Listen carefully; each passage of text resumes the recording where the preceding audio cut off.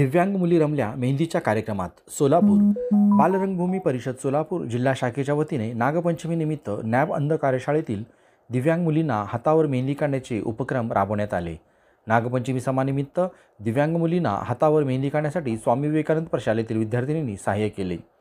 मेहंदीच्या या कार्यक्रमात सर्व दिव्यांग मुली अतिशय रमल्या व त्यांचा आनंद द्विगुणित झाला, असे नॅब अंध कार्यशाळेचे मुख्याध्यापक रामचंद्र कुलकर्णी यांनी आपल्या मनोगतात व्यक्त केले.